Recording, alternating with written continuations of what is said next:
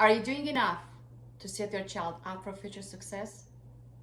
Know that being a conscious parent and breaking negative parenting patterns are not enough to raise happy, resilient, and full of life kids. There is also another important piece of puzzle that we often tend to overlook, which is all about them, not us. It's about helping our children understand who they are and how they can create the life they want. Hey there, wonderful parents. It's Ludmila here. And today we're going to dive into a topic that I know you need to know about. I can feel already how helpful it is going to be for you and your child. Because today we're going to learn how to guide our kids on their path to self-discovery. In this episode, I'm going to share with you some really cool practical tools that you can use to help your child discover who they really are. And I hope you're as excited as I am about this topic. So let's get into the good stuff. You probably know that every year, kids are asked at school to create their All About Me poster, where they have to write or draw about themselves, about their age, about their favorites, and who they want to become. Sometimes they even have to bring to school like some small items in a bag that represent them. You know what I'm talking about, right? Usually this kind of project requires parent involvement, so I assume you're familiar with it. So what fascinates me about this project is that it helps promote self-esteem and develop self-awareness in our kids. It helps them think who they are and what they like the most and what they enjoy doing. By the way, I think we also need to do this kind of reflection assignment at least once a year. So I brought up this All About Me poster project for two reasons. The first reason is that it's really a fantastic way, in my opinion, for kids to express themselves, to share their unique traits, abilities, and interests, and their backgrounds. And the second reason is that it made me question myself as a parent. Just after finishing the All About Me project for this year, I started to ask myself, am I doing enough to help develop in my boys their sense of self?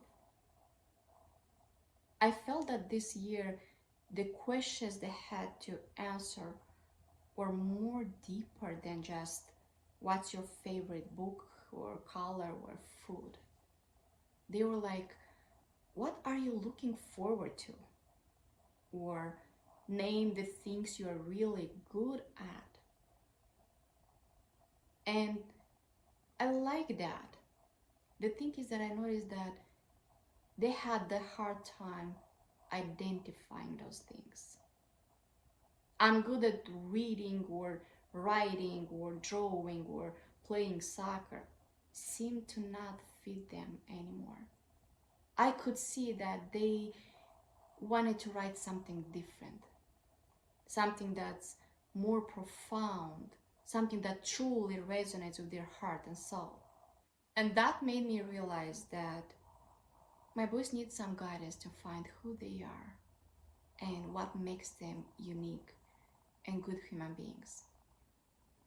That's when I realized that being a conscious parent is not enough. Yes, it is a good start, there's no doubt about it. But the crucial shift lies in placing the focus on the child, not on us. It's about acknowledging that our children are individuals with their own passions, with their own dreams and abilities. And it's our role as a parent to help them unfold them into the best version of themselves. Not to mold them into who we think they should be, to be clear, but to guide them, to give them the support and the encouragement they need to discover their true passions and interests, their strengths and their weaknesses, and their unique talents. As Destiney Oddissey said, discovering who you are today is the first step to who you'll be tomorrow. So I started searching for ways that could help my kids know better who they are. And here is what I found. There are actually really simple things that don't require much time that we can do to help our kids find their spark. And one of it I touched a bit today. It's about asking questions, such as, what activities make you lose track of time because you enjoy them so much? Or what brings you joy and gives you energy? Or what types of books and stories and movies do you enjoy? Or what's one thing that you are really good at and is easy for you to do? Another question you may ask is, what's one thing that feels hard for you to do? Or if you were to do one thing every single day, what it will be? The point is to ask questions that make them think and be curious about themselves, that makes them notice what they are great at and what brings them joy. And you can ask these questions anytime you feel connected. It can be at bedtime, at dinner time, or on the car rides. We usually engage in this kind of questions at bedtime and when we journal together. By the way, if you don't know what questions to ask, you may want to use a journal for kids that has prompted questions. It can be a very cool and useful tool. Also, printables about self-discovery or other self-aware activities might work as well. Another way to facilitate the self-discovery process is to provide our kids with the opportunities to explore various hobbies and activities. Whether it's sports, art, cooking, coding, exposing them to different things helps them uncover their interests and passions and talents. For example, my boys tried basketball, football, and soccer. And there was a time when they really enjoyed playing basketball that I thought it might be their thing. And even though they were enrolled already in soccer classes, I let them play and have fun because I wanted them to discover on their own if that's their favorite sport or not. And sure enough, after a while, they just abandoned basketball because they realized that they preferred soccer more. So your role here is just to give them as many options to try new things as you can, and let them decide if it's that in their circle of preference or not. Another thing you can do to help your child understand their identity, their strengths and their weaknesses and their interests, is to encourage them to keep a journal, a strengths and interest journal, as I like to call it. You can buy from any store a notebook and divide it in sections, such as strength section and challenges section, which is actually the weakness section, but I just like to name it give it a more positive name that encourages improvements, and the interest section. And ask your child to list, for example, in the strength section, all the activities and tasks they believe they excel in. Something that comes natural to them. Teach them to become self-aware of their strengths and abilities. And suggest them to recall moments when they felt proud about something they achieved. In the weakness session, suggest them to list or name all the skills and abilities they think they should work on. Something, their subjects or activities that they feel that there is more room for growth. And in the interest activity section, have your child write down things they enjoy doing in their free time. Write about favorite subjects or hobbies that make them feel excited. And let them explore the why behind these activities and interests.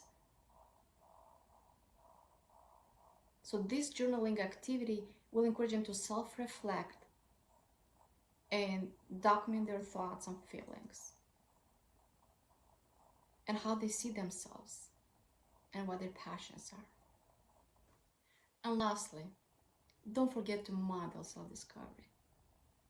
Do this by being curious about yourself and doing the work in your own life to figure out your own processes, weaknesses, and strengths. Then talk about them out loud. Share your experiences and interests and how you overcome challenges and how you pursue personal growth. For example, I always tell my boys to correct me when I'm mispronouncing something. I don't know if you noticed, you probably noticed it by my accent, but English is not my native language. And it's actually one of my greatest weaknesses. And my boys know that. Also, they know about my goals and they cheer me on every time I'm making progress. I even share with them all of my achievements so we can celebrate together. That not only inspires and encourages them to do the same thing with their own goals and dreams, but it also helps build trust and a more meaningful and strong connection with them. So let kids know what you're working on, what you're doing towards your goal. Kids are watching everything you do. They are paying attention, even when you think they're not. And one last thing, love your children. Enjoy them. Listen to them. Support their passions and dreams.